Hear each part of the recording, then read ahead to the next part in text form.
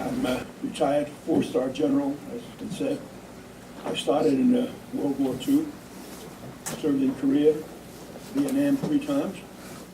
So what I thought I'd share with you is my experience with the Iranian helicopter program and also support for the UN in the Sinai. Let's go to the Iranian helicopter program. In 1977, after I spent 4 years in the Deputy Chief of Staff for the Logistics Office, I was sent out to St. Louis to command the Army's Aviation Materiel Command. It ruffled some feathers because I'm a non-aviator, and here this non-aviator was going to command the Aviation Command. So one of the things I found that they were doing is in the 70s, the United States had provided significant support to Iran and to the Shah in terms of military equipment and training. Incorporated in that program was a program for the Iranian helicopter program, where we provided several thousand helicopters of 4 different types. Well, I went over there for my first trip. The program had been ongoing for several years, and I went over and looked it over, and in all fairness, I can only describe it as an unmitigated disaster. And one aircraft, for example, they developed the aircraft, provided in country, but the thing was, when they were producing the aircraft, the people on the production line were making changes to the aircraft, so all the documentation was wrong. So we never knew what we were supposed to be doing with the aircraft. So when I finished my first 2 weeks, I wrote a report, and if you're familiar with the system, everybody in country is part of the country team, and you have to report to the ambassador and give him your information. And I gave him my report, and he went ballistic. He said, "You can't do this. You blame the Iranian government. You blame my office, the ambassador. You blame the Americans in country. You blame the contractors. You blame your own command. There isn't anybody who you haven't blamed. You can't do this." I said, "Well, sorry, Mr. Ambassador." And I had known him in Laos, so I knew him well enough. I said, "I'm sorry, but that's the way it is, and that's the way I call it."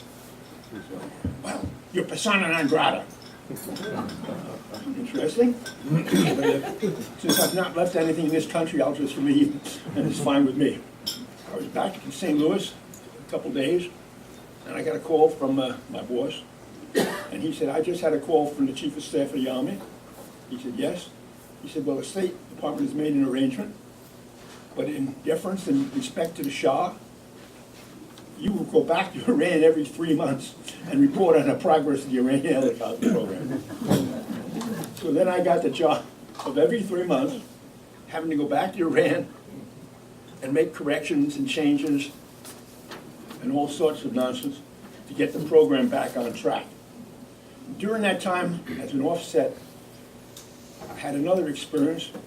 I got called by the then President Carter, and I was told to go to Iran with 3 other officers, and we went over there, and my job was to contact the head of the Iranian helicopter program and the head of the commando brigade and convince them not to have a coup so that Khomeini could come back from Paris. So he came back, and as you know what happened, and maybe you all remember, there's a bunch of intelligent people here, I can see them. You remember a cover of Time magazine with the 5 bodies? Those were those people that we had tried to influence, and all of them were caught. And that's the rest of that story. So this went on, and I made one of my trips over there, and one night I got called. I used to stay with the Iranians, you know, in their officers club, because everybody said, "Stay at the American hotel." And I said, "No, my per diem doesn't cover that." So I stayed with the Iranians. And one night I got this call, and it was the Secretary of Defense. and he's a very large man, and he said, General, here. I said, what's that here? He said, here's your passport. I said, what do you mean my passport? No, here's your passport. I looked at it. It was a Canadian passport. And there was my picture, a Canadian citizen. He said, here, I'll get in the car and go to the airport. And I went through the airport as a Canadian citizen, through Lufthansa to Kuwait. And that's the embassy fell the next day. So that's the rest of that story.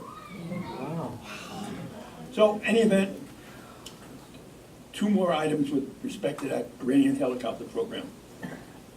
Number 1, I sued 3 of the companies that have been providing support, and we recouped several $1 million for the United States for malfeasance. Many years later, many years later, in my little house out in Fairfax, I got a visit from 4 people from the State Department.